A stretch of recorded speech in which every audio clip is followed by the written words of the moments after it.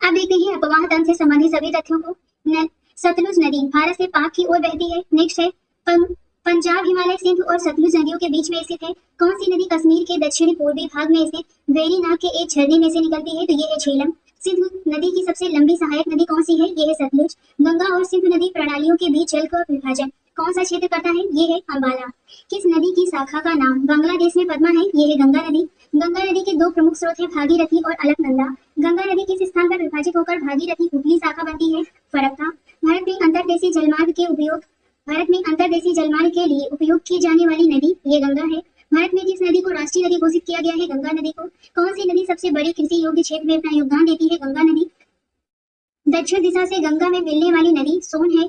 बांग्लादेश में गंगा को किस नाम से जाना जाता है? पद्मा के नाम से। गंगा की लंबाई लगभग कितनी है? 2500 किलोमीटर। नेक्स्ट है गंगा नदी गंगोत्री ग्लेशियर से निकलती है और बंगाल की खाड़ी में समाप्त हो जाती है। गंगा की कौन सी सहायक नदी बाईं तरफ से आकर मिलती है? तो ये है शारदा, गंडक, कोसी और महानदी। भागीरथी किस नदी की मुख्य धारा है? गंगा की। गंगा भारत की सबसे लंबी नदी है। यमुना नदी गंगा की समानांतर बहती है। घाघरा और सोन किस नदी की सहायक नदियां हैं? तो ये गंगा की है।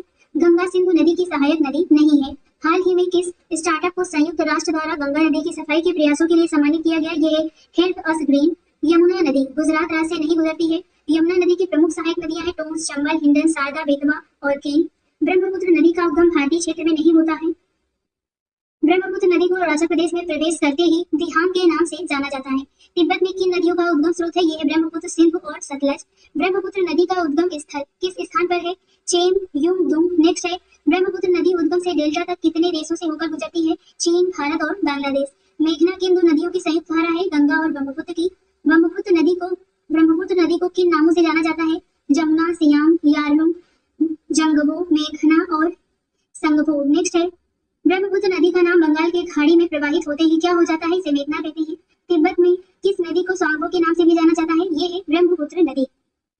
भारत के उत्तरी मैदान का निर्माण तीन प्रमुख नदी प्रणालियों अर्थात सिंधु, गंगा और ब्रह्मपुत्र की परस्पर क्रिया द्वारा किया गया है। ट्रांस हिमालय नदियां हैं ब्रह्मपुत्र, सिंधु और सतलुज। गंगा और ब्रह्मपुत्र नदियों का उद्गम क्रमशः कहाँ पर स्थित है? उत्तराखंड और तिब्बत में। धनसिरी किस नदी की सहायक नदी है? ब्रह्मपुत्र की। लोहित नदी किस नदी तंत्र का एक घटक है? ब्रह्मपुत्र। असम में किस स्थान से ब्रह्मपुत्र नदी पश्चिम दिशा को बदलकर दक्षिण की ओर मुड़ जाती है और बांग्लादेश में प्रवेश करती है? ये है धुबरी। कौन सी नदी तिब्बत से निकलती है और अरुणाचल प्रदेश से होकर भारत में प्रवेश करती है? ये है ब्रह्मपुत्र नदी।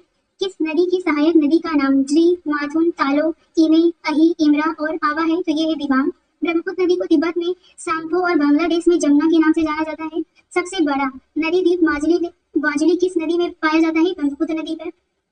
सतलुज नदी किस प्रमुख नदी प्रणाली का हिस्सा है? सिंधु नदी का। सिंधु नदी का उद्गम स्थल कैलाश रेंज है। सिंधु नदी का मुहाना कर्क रेखा के उत्तर में स्थित है। सिंधु नदी में सिंचाई, बिजली उत्पादन और परिवहन उद्देश्यों के लिए भारत को कितना पानी लेने की अनुमति दी गई है? 20%। नेक्स्ट है मानसरोवर से निकलने वाली पाकिस्तान की सबसे लंबी नदी कौन सी है? सिंधु।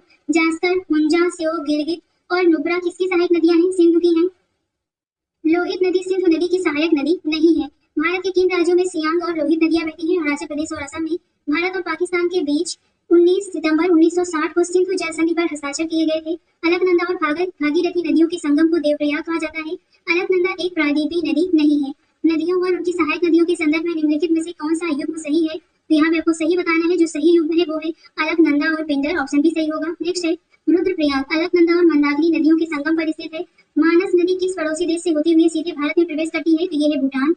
अरवली को भारत की सबसे छोटी नदी माना जाता है। मध्य भारत में बहने वाली और यमुना गंगा को मिलाने वाली नदी बेतवा है। जम्मू कश्मीर राज्य में बनाया जा रहा दुनिया का सबसे ऊंचा रेल पुल किस नदी पर होगा? चिनाब पर। सलाल परियोजना का निर्माण नदी पर किया गया है। यह है चिनाब नदी। कौन सी नदी दो नदियों चंद्रा और भागा के संगम से निकलती है? यह है चिनाब। दामोदर नदी को बंगाल का शोक कहा जाता है क्योंकि इसमें अक्सर बाढ़ आ जाती है। धनसिरी नदी गंगा नदी प्रणाली का हिस्सा नहीं है। घाघरा नदी का उद्गम भारतीय क्षेत्र में नहीं होता है। नेक्स्ट है पोहरु झेलम नदी की एक सहायक नदी है। अगर होंगसो चीन का शोक है तो बिहार का शोक कौन सी नदी है? यह है कोसी नदी। भारत और नेपाल का संयुक्त नदी घाटी उद्यम कोसी है। कौन सी नदी नेपाल से निकलती है और गंगा में मिलती है? यह है कोसी नदी।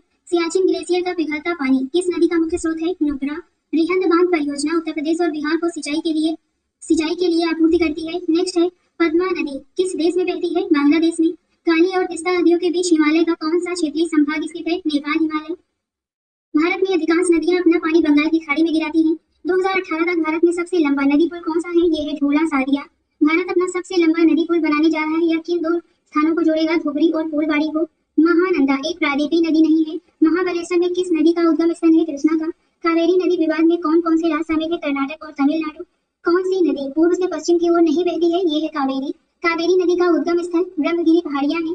वैगई कावेरी नदी की सहायक नदी नहीं है। प्रायद्वीपीय भारत की सबसे लंबी सबसे बड़ी नदी कौन सी है? ये है गोदावरी। भारत की किस नदी को बूढ़ी गंगा या दक्षिण गंगा कहा जाता है? ये है गोदावरी। गोदावरी नदी हिमालय जल निकासी प्रणाली का हिस्सा नहीं है। महानदी और गोदावरी के डेल्टा में जलोढ़ मिट्टी की प्रचुरता होती है। जलोढ़ जिसे दोमट या कछार भी कहा जाता है। नेक्स्ट है पोलावरम सिंचाई परियोजना किस नदी पर बनाई जा रही है? गोदावरी नदी। गोदावरी अरब सागर में नहीं गिरती है। गोदावरी नदी का उद्गम स्थल नासिक है। पूर्णा और वर्धा नामक सहायक नदियां किस नदी की हैं? ये गोदावरी की हैं। कालेश्वर लिफ्ट सिंचाई परियोजना गोदावरी नदी पर एक बहुउद्देशीय सिंचाई परियोजना है। कालेश्वर लिफ्ट सिंचाई परियोजना या क्लिप तेलंगाना राज्य में एक बहुउद्देशीय सिंचाई परियोजना है। महानदी का उद्गम छत्तीसगढ़ के ऊंचे क्षेत्रों में है। निम्नलिखित में से कौन ओडिशा की सबसे बड़ी नदी है? यहाँ पे 4 ऑप्शन दिए गए हैं। इसमें ऑप्शन जो सही है वो है महानदी। नर्मदा नदी मध्य प्रदेश में अमरकंटक पहाड़ियों से निकलती है। कौन सी नदी भ्रंश घाटी से होकर बहती है? ये है नर्मदा नदी। सतपुड़ा और विंध्य पर्वत मालाओं के बीच कौन सी नदी बहती है? नर्मदा। सरदार सरोवर बांध किस नदी पर स्थित है? नर्मदा नदी पर। कौन सी नदी मध्य प्रदेश में अमरकंटक पहाड़ी से निकलती है? ये है नर्मदा नदी। मध्य प्रदेश महाराष्ट्र और गुजरात के बीच किस नदी को लेकर विवाद है? नर्मदा नदी। तवा नदी किस नदी की सहायक नदी है? नर्मदा नदी की। प्रायद्वीपीय भारत की कौन सी नदियां शेष 3 से भिन्न है? तो यहाँ पे 4 ऑप्शन दिए गए हैं। इसमें नर्मदा सबसे भिन्न है। नेक्स्ट है 5वीं सबसे बड़ी और पश्चिम की ओर बहने वाली सबसे बड़ी नदी कौन सी है? ये है नर्मदा नदी। कौन सी नदी भारत में सिंधु की सहायक नदी नहीं है? ये है नर्मदा। लूनी नदी एकमात्र ऐसा प्राकृतिक जल स्रोत है जो रेगिस्तान के अंदर एक झील गिरती है। जो रेगिस्तान के अंदर एक झील में गिरती है। नेक्स्ट है कौन सी नदी दक्षिण से उत्तर की ओर बहती है? ये है बेतवा नदी। बेतवा नदी विंध्य रेंज से निकलती है। नदी जोड़ो कार्यक्रम के द्वारा केन नदी को बेतवा नदी से जोड़ने का काम चल रहा है। कौन सी नदी कृष्णा की सहायक नदी नहीं है? ये है बेतवा।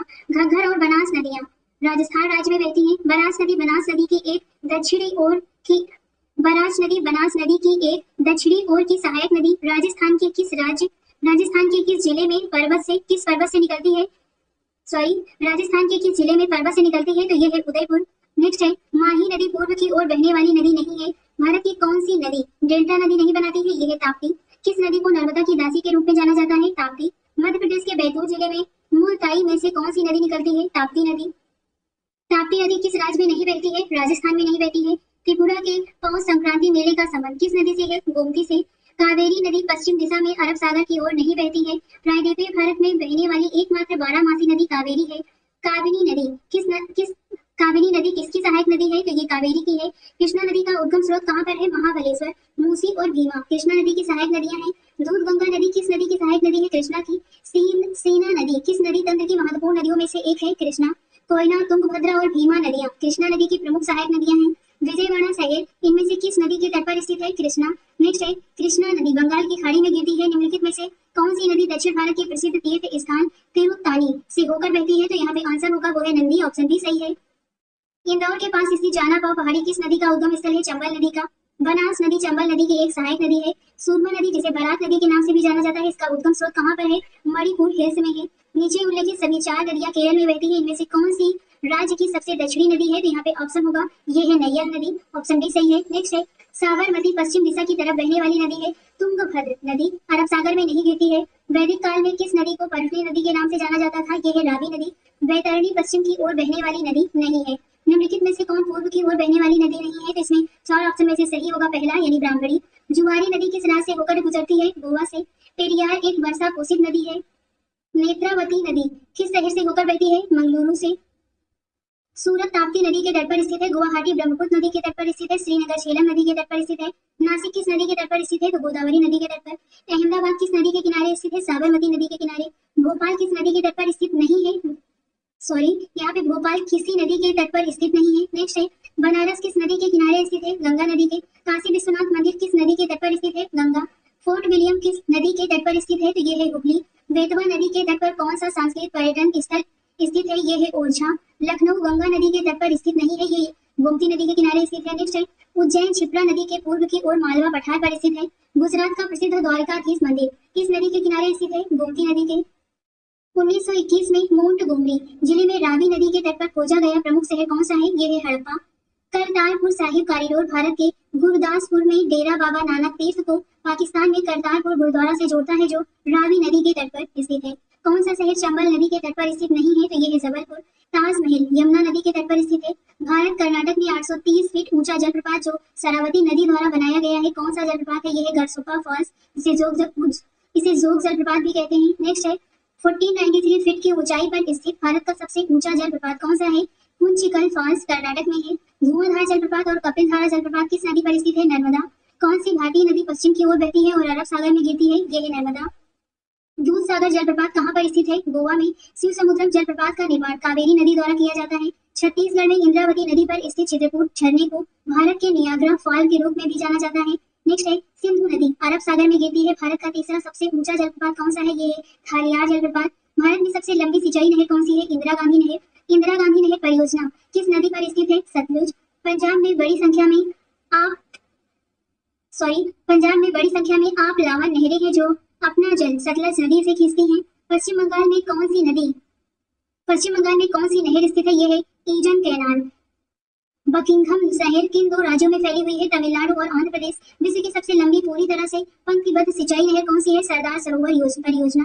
किस राज्य में सिंचाई के लिए पारंपरिक रूप से तालाब का उपयोग किया जाता है? तमिलनाडु। भारत के किस भाग में नहर सिंचाई प्रणाली सबसे आम है? उत्तर प्रदेश। गंगा नहर से किस राज्य की सिंचाई होती है? उत्तर प्रदेश की। प्रस्तावित समुद्री मार्ग सेतु समुद्रम किस समुद्री मार्ग से होकर जाने वाली एक नहर है? मन्नार की खाड़ी से। नर्मदा नदी मुहाना बनाती है यानी एस्चुरी बनाती है। नदी का ज्वारी मुहाना जहाँ ताजा और खारा पानी मिल जाता है उसे ज्वारी नदी मुख एस्चुरी कहा जाता है। नेक्स्ट है कौन सी नदी मुहाना बनाती है? यह है ताप्ती। भारत में सबसे बड़ा मुहाना एस्चुरी हुगली नदी के मुहाने पर है। कौन सी नदी मुहाना नहीं बनाती है? तो यह है महानदी। गांडीकोडा कैनियन जिसे भारत के ग्रैंड कैनियन के रूप में भी जाना जाता है, आंध्र प्रदेश में स्थित है। भारत के ग्रैंड कैनियन किसे कहा जाता है?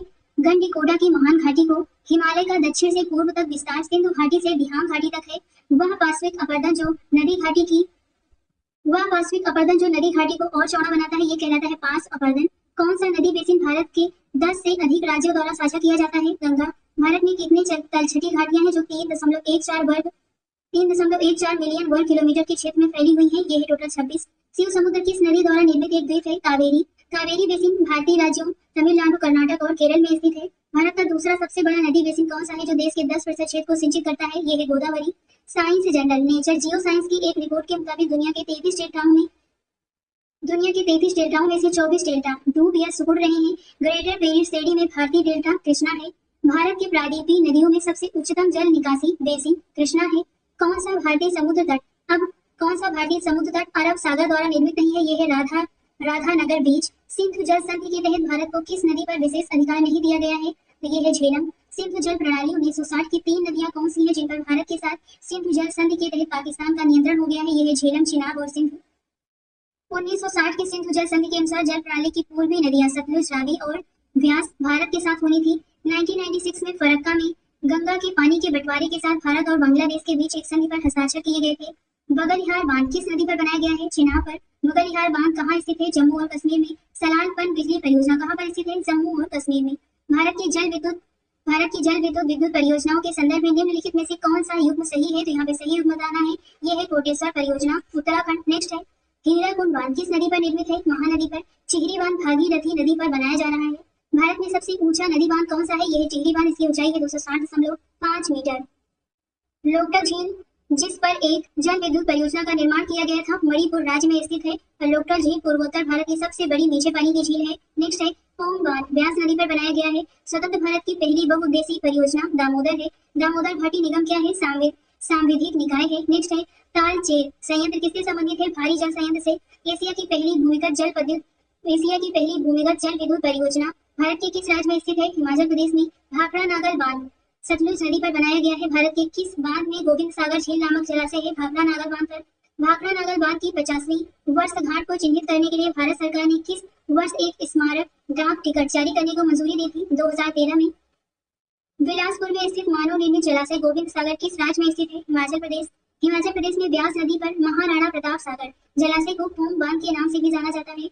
नाथपा झाकरी जल विद्युत परियोजना सतलुज नदी हिमाचल प्रदेश पर स्थित है। नेक्स्ट है चमेरा जल विद्युत परियोजना किस राज्य में स्थित है? हिमाचल प्रदेश में। दिबांग जल विद्युत परियोजना किस राज्य में स्थित है? अरुणाचल प्रदेश में। किस राज्य में कुओं से सबसे अधिक सिंचाई की जाती है? गुजरात में। उकाई परियोजना गुजरात में तापी नदी पर स्थित है। राणा प्रताप सागर बांध कहाँ बनाया गया है? चंबल नदी पर। गिरना परियोजना महाराष्ट्र में स्थित है। इडुक्की जल विद्युत संयंत्र किस नदी पर है? ये पेरियार नदी पर है। रावी नदी पर बना सबसे ऊंचा बहुउद्देशीय बांध रंजीत सागर बांध है। इंदिरा सागर बांध जो एक कंक्रीट ग्रेविटी बांध है, भारत के किस राज्य में स्थित है? मध्य प्रदेश में। फरक्का बैराज को किस लिए कमीशन किया गया था? कोलकाता बंदरगाह बसाने के लिए। मैथन बांध किस राज्य में है? झारखंड। रेहन नदी बांध किस नदी की सहायक नदी पर बनाया गया है? सोन। राउरकेला स्टील प्लांट को कौन सी परियोजना बिजली की आपूर्ति करती है? हीराकुंड बांध परियोजना। काकड़ा पार सिंचाई परियोजना ताप्ती नदी पर है। नर्मदा नदी पर कौन सा बांध बना है? सरदार सरोवर बांध। महात्मा गांधी जल विद्युत परियोजना किस जलप्रपात पर स्थित है? जोग पर। मचकुंड परियोजना किन दो राज्यों की संयुक्त परियोजना है? ओडिशा और आंध्र प्रदेश की। सबसे लंबा बांध हीराकुंड बांध किस राज्य में है? उड़ीसा में। किस बांध को अफगान भारत मैत्री बांध कहा जाता है? तो ये है सलमा। हथनीकुंड बांध किस नदी पर बना है? यमुना पर। सिंचाई एवं विद्युत उत्पादन की आपूर्ति हेतु स्थापित शारदा नहर किस राज्य में स्थित है? उत्तर प्रदेश में। पैछन हाइड्रो इलेक्ट्रिक प्रोजेक्ट गोदावरी नदी पर है। जयकवाड़ी बांध किस नदी पर और किस राज्य में स्थित है? गोदावरी नदी पर, महाराष्ट्र में है। सिंगूर बांध किस नदी पर बना है? मंजीरा। सबसे बड़ा चिनाई बांध नागार्जुन सागर बांध किस नदी पर बनाया गया है? कृष्णा नदी पर। निजाम सागर बांध किस राज्य में स्थित है? तेलंगाना में है। भारत में पहली जल विद्युत परियोजना कौन सी थी? कर्नाटक में शिव समुद्रम। नेक्स्ट है कोजेन ट्रिक्स पावर प्रोजेक्ट कहाँ स्थित है? कर्नाटक में। कृष्णा नदी पर अलमट्टी बांध परियोजना किन राज्यों के बीच एक विवादित मुद्दा था? कर्नाटक और आंध्र प्रदेश। कर्नाटक में कृष्णा नदी पर अलमट्टी बांध का निर्माण किया गया है। मेचूर बांध तमिलनाडु में कावेरी नदी पर स्थित है। कृष्णा राजा सागर बांध किस नदी पर बना है? कावेरी। वालियार बांध केरल के किस जिले में है? पलक्कड़। भवानी सागर बांध किस राज्य में स्थित है? तमिलनाडु। मेट्टूर बांध किस राज्य में स्थित है? तमिलनाडु। भारत के किस राज्य ने सभी घरों के लिए छत पर वर्षा जल संचयन अनिवार्य कर दिया है? तमिलनाडु। मेल्ला पेरियार बांध के बारे में विवाद किस राज्य से संबंधित है? तमिलनाडु और केरल से। नैयर बांध किस राज्य की नैयर नदी पर बना गुरुती बांध है? केरल। ताला जल विद्युत परियोजना जिससे 1020 मेगावाट बिजली उत्पन्न होने की उम्मीद है, ये कहाँ पर स्थित है? भूटान में है। चुखा पावर प्रोजेक्ट भारत द्वारा भूटान में बनाया गया था। किशन गंगा परियोजना भारत और पाकिस्तान के बीच विवाद का एक प्रमुख कारण है। कौन सा बैराज बांध भारत बांग्लादेश सीमा के सबसे नजदीक है? ये है फरक्का। नीरू मीरू आंध्र प्रदेश राज्य में एक वाटर सेट प्रबंधन कार्यक्रम है। पंजाब, हरियाणा, राजस्थान और तमिलनाडु राज्यों में भूमि जल उपयोग बहुत अधिक है। नेक्स्ट है चंबल के नालों के निर्माण के लिए किस प्रकार का अपर्दन जिम्मेदार है? अवनलिका अपर्दन। वलयाकार पैटर्न में नदियां एक वलय की तरह प्रवाहित होती हैं। अब देखते हैं जलवायु से संबंधित सभी तथ्यों को। पहला है अल नीनो परिघटना जो दुनिया भर में जलवायु परिवर्तन की जिम्मेदार है, प्रशांत महासागर में उत्पन्न होती है। अल नीनो एक गर्म सागर धारा है। नेक्स्ट है कौन सी घटना ग्लोबल वार्मिंग से संबंधित मानी जाती है? ये है अल नीनो। दक्षिण पश्चिम मानसून 15 जुलाई से पूरे भारत को अपनी चपेट में ले लेता है। कौन से दो राज्य मानसून से पीछे हटने के दौरान चक्रवातों की चपेट में आते हैं? तो ये है आंध्र प्रदेश और उड़ीसा। मानसून शब्द किस भाषा से लिया गया है? अरबी भाषा से। यदि देश का 20% या अधिक क्षेत्र मानसून के मौसम में वर्षा की कमी से ग्रस्त है तो इसे सूखा वर्ष कहा जाता है। जून के महीने में मानसून के फटने से केरल और तमिलनाडु के दक्षिणी तट तक बारिश होती है। नेक्स्ट है ऐसे तो दक्षिण पश्चिम मानसून की उत्पत्ति की व्याख्या करने वाला कोई सिद्धांत नहीं है, फिर भी ऐसा माना जाता है कि ग्रीष्म महीने के दौरान भूमि और समुद्र के बीच का तापांतर ही प्रमुख कारण होता है। नेक्स्ट है तमिलनाडु उत्तर पूर्वी मानसून से वर्षा प्राप्त करने वाले क्षेत्रों में से एक है।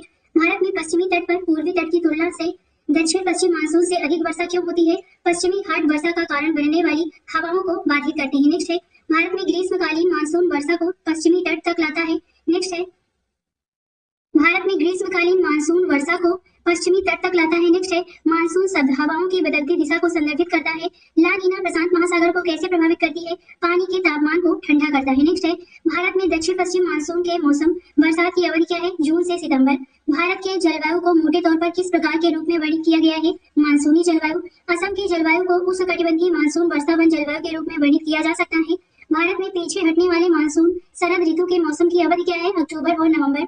दक्षिण पश्चिम मानसूनी हवाएं हिंद महासागर से बहुत सारा पानी ले जाती हैं। नेक्स्ट है वर्षा ऋतु में दक्षिण पूर्वी व्यापारिक पवनें भारतीय उपमहाद्वीप की ओर उत्तर पश्चिम भारत पर निम्न वायुमंडलीय दबाव की उपस्थिति के कारण आकर्षित होती हैं। काल बैसाखी एक प्रकार का चक्रवाती तूफान है। बंगाल की खाड़ी में उष्णकटिबंधीय चक्रवात मार्च अप्रैल के दौरान सबसे अधिक बार आते हैं। चक्रवात का केंद्र शांत होता है, इसे चक्रवात की आंख कहा जाता है। अक्टूबर और नवंबर महीने में भारी वर्षा द्वारा कोरोमंडल तट पूर्वी तट द्वारा प्राप्त की जाती है। सर्दियों के दौरान पश्चिमी विक्षोभ के कारण उत्तर पश्चिम भाग में किस राज्य में वर्षा होती है? पंजाब और हरियाणा में। अक्टूबर हीट का प्रमुख कारण क्या है? उच्च आर्द्रता की वजह से उच्च तापमान। नेक्स्ट है भारत में शुष्क भूमि की खेती बड़े पैमाने पर 75 सेंटीमीटर से कम वार्षिक वर्षा वाले क्षेत्रों तक ही सीमित है। नागपुर में कम वर्षा होती है क्योंकि यह सह्याद्री पर्वत के संदर्भ में हवा के बहाव के विपरीत की ओर स्थित है। एक वर्ष में 50 सेंटीमीटर कम वार्षिक वर्षा वाला क्षेत्र कश्मीर में लेह है। नेक्स्ट है मारवाड़ भारत का सबसे शुष्क क्षेत्र है। भारत का सबसे आर्द्र स्थान कौन सा है? यह है मौसिन राम। मुंबई में पुणे की तुलना में अधिक वर्षा होती है क्योंकि मुंबई पश्चिमी घाटों की अनुवाद दिशा में है जबकि पुणे पहाड़ों के किनारे पर स्थित है। नेक्स्ट है गर्म शुष्क मौसम के दौरान भारतीय उपमहाद्वीप पर सबसे कम दबाव का क्षेत्र कौन सा है? उत्तर पश्चिम भारत। सर्दियों के दौरान पंजाब में रबी फसलों के लिए कौन सी बारिश अनुकूल है? पश्चिमी विक्षोभ के कारण हुई बारिश। राजस्थान में बहुत कम वर्षा होने का मुख्य कारण क्या है? हवाओं के मार्ग में कोई अवरोध न होने के कारण वो हवाएं ठंडी होने के लिए आवश्यक उठाव प्राप्त नहीं कर पाती। भारत का सबसे शुष्क भाग पश्चिमी राजस्थान है। 2013 की गर्मियों के दौरान भारी बारिश और बादल फटने से उत्तराखंड राज्य में लगभग 2000 गाँव, 1500 सड़कें और 150 पुल तबाह हो गए थे। नेक्स्ट है शिलांग में सालाना लगभग 200 सेंटीमीटर वर्षा क्यों होती है जबकि चेरापूंजी जो लगभग 30 किलोमीटर दूर है सालाना 1250 सेंटीमीटर से अधिक वर्षा होती है। तो चेरापूंजी खासी पहाड़ियों की ओर चलने वाली हवा के मुख की तरफ स्थित है और बंगाल की खाड़ी शाखा से आने वाले मानसून से वर्षा प्राप्त करता है जबकि शिलांग खासी पहाड़ियों के निचले हिस्से में स्थित है जो वृष्टि छाया प्रदेश बनाता है। नेक्स्ट है पश्चिमी और पूर्वी दोनों घाटों में पर्याप्त वर्षा होती है परंतु दक्कन के पठार में बहुत कम वर्षा होती है। ऐसा क्यों होता है? तो यह एक वृष्टि छाया क्षेत्र है। भारत का दैनिक मौसम मानचित्र पुणे में तैयार और मुद्रित किया जाता है। मौसम की रिपोर्ट सरकार के मौसम विज्ञान द्वारा तैयार की जाती है। भारत की सबसे ठंडी जगह कौन सी है? ये है द्रास। भारत के योजना आयोग द्वारा कितने कृषि जलवायु क्षेत्र चिन्हित किए गए हैं? टोटल 15। अब देखते हैं मिट्टी और कृषि से संबंधित सभी प्रश्नों को। कपास उगाने के लिए आदर्श मिट्टी काली मिट्टी है। मिट्टी विजातीय मिश्रण का उदाहरण है। लेटेराइट मृदा का निर्माण किसका परिणाम है? निक्षालन का। नेक्स्ट है उच्च तापमान और भारी वर्षा वाले क्षेत्रों में कौन सी मिट्टी बनती है? लेटेराइट मिट्टी। एल्युमिनियम और आयरन ऑक्साइड की उच्च सामग्री वाली मिट्टी को पेट्रल फर मिट्टी के रूप में भी जाना जाता है। दक्कन के पठार के पूर्वी और दक्षिणी भाग में कम वर्षा वाले क्षेत्रों में क्रिस्टलीन आग्नेय चट्टाने पर कौन सी मिट्टी विकसित होती है? लाल मिट्टी। गर्म मौसम में किस प्रकार की मिट्टी में गहरी दरारें पड़ जाती हैं? काली मिट्टी में। भारत में किस प्रकार की मिट्टी को स्थानीय रूप से रेगुर मिट्टी के रूप में भी जाना जाता है? यह है काली कपास मिट्टी। पानी के रिसने की दर चिकनी मिट्टी में सबसे कम होती है। किस प्रकार की मिट्टी में महीन कणों का अनुपात बड़े कणों की तुलना में अपेक्षाकृत अधिक होता है? तो ये है चिकनी मिट्टी।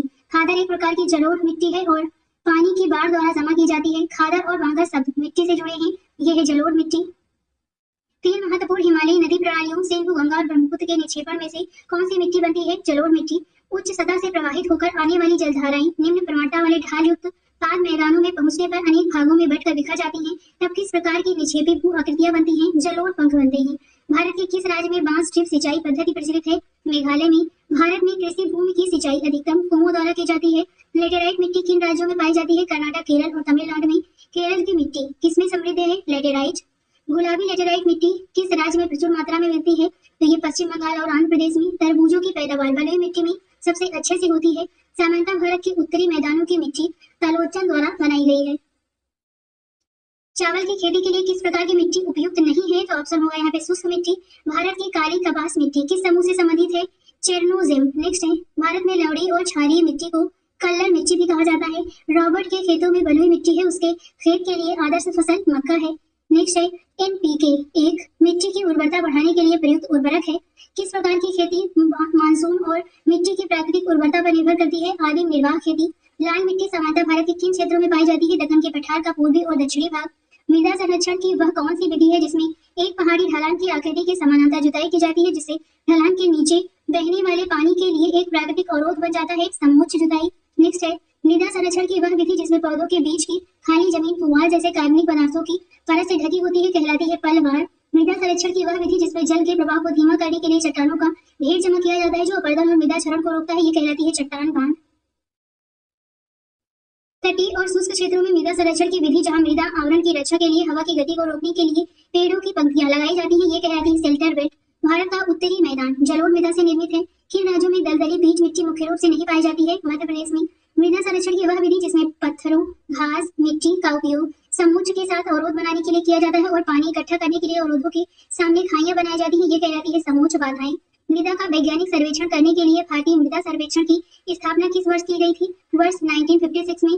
वनस्पति पशु वर्ग मिट्टी के ह्यूमस निर्माण की दर को प्रभावित करता है। मृदा जल तनाव को मापने के लिए किस उपकरण का उपयोग किया जाता है? ये है टेंसियोमीटर। नेक्स्ट है हिम नदों की मिट्टी और हिमोड़ों से बनी हुई मोटे निक्षेपों से बनी हुई पदार्थ को करेवा कहा जाता है। गेहूं और जौ खरीफ की फसल नहीं है। तमिलनाडु राज्य में गेहूं का उत्पादन नहीं होता है। तरबूज जायद के मौसम में उगाई जाने वाली फसल है। जहां तक कृषि मंत्रालय के आधिकारिक वर्गीकरण का संबंध है, भारत में कितने कृषि जलवायु क्षेत्र हैं? टोटल है 126। नेक्स्ट है कृषि सामग्रियों को एक मार्क द्वारा वर्गीकृत किया जाता है। खरीफ मौसम में कौन सी फसल नहीं उगाई जाती है? तो ये है जौ और सरसों। झूम खेती खेती की ऐसी विधि है जिसका अभ्यास मध्य उच्च भूमि में किया जाता है। भारतीय कृषि में कम उत्पादकता का कारण सहकारी खेती नहीं है। भारतीय चावल अनुसंधान संस्थान कटक में स्थित है। भारत में सूखी खेती बड़े पैमाने पर दक्कन का पठार में की जाती है। फसल चक्रण परजीवियों को हटाने में मदद करता है। सामाजिक वानिकी है सरकारी स्वामित्व वाली भूमि पर उपयोगी पौधों को उगाना और उनका प्रबंधन करना। नेक्स्ट है फसल चक्र का अर्थ है मिट्टी की उर्वरता को बनाए रखने के लिए क्रमिक रूप से विभिन्न फसलों को उगाना। अगला प्रश्न है उच्च उपज देने वाले पौधों का उत्पादन संकरण द्वारा किया जा सकता है। गेहूं की खेती के लिए मध्यम तापमान और मध्यम बारिश की आवश्यकता होती है। भारत में सकल कृषि क्षेत्रफल के 70% से अधिक हिस्से पर खाद्यान्न उत्पादन होता है। बढ़ती लवणता के कारण तमिलनाडु का कौन सा जिला खेती के लिए अनुपयुक्त है? ये है नागपट्टिनम। झूमिंग उत्तर पूर्वी भारत में प्रचलित स्थानांतरित कृषि है। खरीफ फसलों को उन फसलों के रूप में वर्गीकृत किया जा सकता है जिन्हें मौसम की शुरुआत के साथ बोया जाता है। खरीफ फसलों को उन फसलों के रूप में वर्णित किया जा सकता है जिन्हें बरसाती मौसम की शुरुआत के साथ बोया जाता है। खरीफ की फसलें दक्षिण पश्चिम मानसून की शुरुआत में बोई जाती हैं। भारत में फसल मौसम का नाम बताइए जिसकी शुरुआत मई जून में दक्षिण पश्चिम मानसून के साथ होती है और अक्टूबर के आसपास चावल और बाजरा जैसी प्रमुख फसलों के साथ काटा जाता है। तो ये है खरीफ की फसल। रबी फसलों की कटाई आमतौर पर मार्च जून में की जाती है। रबी की फसल अक्टूबर नवंबर में बोई जाती है। भारत में कौन सी खाद्य फसल अक्टूबर नवंबर में बोई जाती है और अप्रैल में काटी जाती है? तो ये है गेहूं। ग्रीष्म मानसून के बाद उगाई जाने वाली फसलें रबी कहलाती हैं। टेरेस फार्मिंग पहाड़ियों की ढलान पर की जाती है। बड़े खेतों की प्रधानता भारतीय कृषि की विशेषता नहीं है। भारत में कृषि को प्रभावित करने वाले मौसम का सबसे महत्वपूर्ण तत्व वर्षा है। रत्ना गेहूं का उन्नत किस्म का बीज नहीं है। अल्फांसो आम कहाँ पाया जाता है? रत्नागिरी में। मिश्रित खेती का अर्थ है पशुपालन और कृषि करना। स्लेश एंड बर्न एग्रीकल्चर स्थानांतरण कृषि या झूम कृषि को कहा जाता है। छोटी जोत के कारण भारतीय कृषि का बड़े पैमाने पर मशीनीकरण संभव नहीं है। स्वतंत्रता के समय मुख्य रूप से भारत में जीविका कृषि का अभ्यास किया जाता था। गेहूं एक बागानी फसल नहीं है। अमन पश्चिम बंगाल में उगाया जाने वाला एक प्रकार का चावल धान है। नेक्स्ट है भूमि की उत्पादकता बढ़ाने के लिए फसल चक्र अपनाया जा रहा है। गेहूं रबी की फसल है। भारत में ठंडे मौसम की अवधि क्या है? तो ये दिसंबर से फरवरी है। ज्वार नगदी फसल नहीं है। भारत में गर्म मौसम गर्मी की अवधि क्या है? मार्च से मई तक है। पोकल्ली चावल की एक अनूठी किस्म जो लवणता में रह सकती है भारत के किस राज्य में पाई जाती है? केरल में। केरल की सबसे आवश्यक या प्रधान फसल कौन सी है? चावल। भारत में सबसे अधिक खपत किया जाने वाला प्रमुख अनाज ये है चावल। नेक्स्ट है ब्लास्टर रोग किस फसल से संबंधित है? चावल से। कृषि के संदर्भ में बनानी शब्द वर्षा आधारित कृषि को संदर्भित करता है। भारत के उत्तरी भाग में खरीफ की फसल के रूप में और भारत के दक्षिणी भाग में रबी की फसल के रूप में क्या उगाया जाता है? ये है तिल। निम्नलिखित में से कौन खरीफ फसल है? तो यहाँ पे बताना है। इसमें जो कपास है ये खरीफ की फसल है। नेक्स्ट है वह प्रणाली जिसमें स्थानीय किसानों को रोपड़ के भीतर अस्थायी रूप से खेती करने की अनुमति दी जाती है टांगिया कृषि कहलाती है। भारत में जूट खरीफ की फसल है। ब्राउन पेपर किसे कहते हैं? सूट को। कौन सी फसल वनस्पति तेल का स्रोत नहीं है? ये है गेहूं। रेशम की खेती को सेरीकल्चर कहा जाता है। स्थानांतरित खेती को उत्तर पूर्वी भारत में झूम के रूप में जाना जाता है। भारत में कुल्लू घाटी किस खेती के लिए प्रसिद्ध है? सेब के लिए। भारत में बड़े पैमाने पर उगाई जाने वाली कॉफी की किस्म अरेबिका है। भारत की सबसे बेशकीमती चाय कहाँ उगाई जाती है? दार्जिलिंग में। प्रूनिंग किसकी खेती में एक अनिवार्य हिस्सा है? तो ये है चाय। भारत में चाय बागान का सबसे बड़ा केंद्र किस राज्य में है? तो ये है असम। भारत में सर्वप्रथम माने जाने वाला टेमी चाय बागान किस राज्य का एकमात्र चाय बागान है? सिक्किम का। कौन सी फसल उच्च भूमि पर अच्छी जल निकासी वाली उपजाऊ अम्लीय मिट्टी पर सबसे अच्छी होती है? तो ये है चाय। कहवा चाय किस स्थान के चाय का एक पारंपरिक रूप है? कश्मीर। मोनोकल्चर की एक विशिष्ट विशेषता वाणिज्यिक अनाज की खेती है। रेशेदार फसलों का उदाहरण कपास, भांग, जूट, मेस्टा है। नेक्स्ट है भारत में कॉफी की खेती के लिए सबसे आदर्श क्षेत्र दक्कन का पठार है। भारत में किस फसल की खेती विशेष रूप से दक्षिणी राज्यों में केंद्रित है? कॉफी। भारत में लाख का सबसे बड़ा उत्पादक राज्य कौन सा है? ये है झारखंड। शहतूत रेशम उत्पादन में अग्रणी राज्य कौन सा है? कर्नाटक। सबसे अधिक मात्रा में फसलों का उत्पादन किस राज्य में होता है? आंध्र प्रदेश में। एशिया का सबसे बड़ा मसालों का थोक बाजार दिल्ली खारी बावली में स्थित है। भारत के किस राज्य को मसालों का बगीचा कहा जाता है? तो ये है केरल। भारत के केरल में प्राकृतिक रबर का थोक उत्पादन होता है। केरल किसकी खेती के लिए प्रसिद्ध है? तो यहाँ पे 1, 2 और 3 यानी नारियल, काली मिर्च और रबर के लिए, चावल के लिए नहीं है। नेक्स्ट है भारत के राज्यों के किस समूह में व्यवसायिक स्तर पर रबर की खेती की जाती है। केरल, तमिलनाडु और कर्नाटक में काजू की फसल पर एडोल सल्फोन स्प्रे के परिणाम स्वरूप प्रदूषण त्रासदी किस राज्य में हुआ था? तो ये केरल में हुआ था। भारत में कपास की खेती के लिए सबसे आदर्श क्षेत्र दक्कन का पठार है। भारत में किस फसल की आनुवंशिक रूप से संशोधित किस्म को उगाने की अनुमति है? तो ये है कपास। भारत में सबसे अधिक संख्या में ऑर्किड का उत्पादन करने वाला राज्य सिक्किम है। कपास के लिए एक बीटी बीज भी विकसित किया गया है। केसर की एक स्थानीय किस्म जाफरान की खेती के लिए कौन सी मिट्टी उपयोगी होती है? तो ये है करेवा मिट्टी। भारत किस खनिज का सबसे बड़ा उत्पादक और निर्यातक है? तो ये है अभ्रक। नेक्स्ट है, क्षेत्रफल की दृष्टि से भारत में सबसे अधिक खेती की जाने वाली फसल कौन सी है? ये है चावल। भारत में गेहूं का सर्वाधिक उत्पादन करने वाला राज्य कौन सा है? उत्तर प्रदेश। भारत में दालों का सबसे बड़ा उत्पादन करने वाला राज्य कौन सा है? मध्य प्रदेश। दुग्ध उत्पादन में भारत का विश्व में कौन सा स्थान है? प्रथम। गन्ना, रबर, कपास, चाय, कॉफी, तंबाकू, जूट को भारत में नगदी फसल माना जाता है। नेक्स्ट है, भारत में सूती वस्त्रों का दूसरा सबसे बड़ा उत्पादक प्रदेश गुजरात है। किस राज्य को भारत का चावल का कटोरा कहा जाता है? तो ये है आंध्र प्रदेश। तंबाकू के उत्पादन में भारत में प्रथम स्थान प्राप्त करने वाला राज्य आंध्र प्रदेश है। भारत के किस राज्य में सूती वस्त्र मिलों की संख्या सर्वाधिक है? ये है तमिलनाडु। भारत में प्याज का उत्पादन सर्वाधिक महाराष्ट्र में होता है। भारत का सबसे बड़ा जूट उत्पादक राज्य कौन सा है? तो ये है पश्चिम बंगाल। भारतीय भूभाग के एक तिरछे पहाड़ी क्षेत्र में 200 सेंटीमीटर से अधिक वार्षिक वर्षा होती है। उस क्षेत्र में कौन से फसल की खेती सबसे अच्छी की जा सकती है? तो ये है चाय।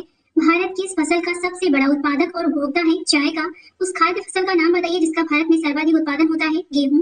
केरल भारत में इलायची का सबसे बड़ा उत्पादक राज्य है। नेक्स्ट है, एक डेयरी किसान अपने मवेशियों द्वारा चारे की खपत को कैसे कम कर सकता है और दूध उत्पादन भी बढ़ा सकता है? मवेशियों को खेतों में चरने की अनुमति देकर। बाड़ा बनाना, एकत्रित करना और ऊन की कटाई जैसी कुछ गतिविधियां किससे जुड़ी हुई हैं? भेड़ पालन से। गुजरात के दक्षिण पश्चिमी भाग में भैंस की कौन सी नस्ल पाई जाती है? ये है सुरती। मिठुन एक मवेशी नस्ल है जो अरुणाचल प्रदेश में पाई जाती है। निम्नलिखित में से कौन सा स्तनधारी जानवर फाइबर का सामान्य स्रोत नहीं है? तो यहाँ पे जो ऑप्शन है उसमें सही है जेब्रा।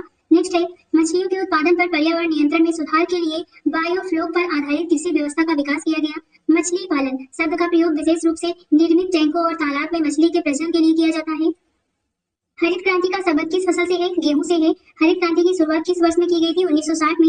हरित क्रांति शब्द का प्रयोग किसके तहत उच्च उत्पादन को इंगित करने के लिए किया गया है? प्रति हेक्टेयर कृषि उत्पादकता में वृद्धि। नेक्स्ट है, मुख्य रूप से किसका उत्पादन बढ़ाने के लिए हरित क्रांति निर्देशित की गई थी? अनाज। हरित क्रांति लाने वाली कृषि रणनीति का क्या घटक नहीं रहा है? अधिकतम कीमतों की गारंटी। भारत सरकार द्वारा फसलों के लिए न्यूनतम समर्थन मूल्य एमएसपी की अवधारणा की घोषणा हरित क्रांति के बाद पहली बार की गई थी।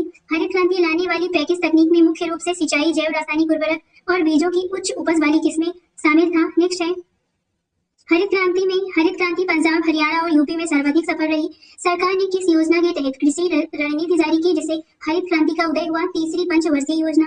हरित क्रांति का जनक किसे माना जाता है? नॉर्मन बोरलॉग को। ऑपरेशन फ्लड किससे संबंधित है? दूध उत्पादन से। किसी व्यक्ति को ऑपरेशन फ्लड के वास्तुकार के तौर पर जाना जाता है? ये है वर्गीस कुरियन। भारत में किस सहकारी संस्था की स्थापना श्वेत क्रांति से संबंधित है? अमूल।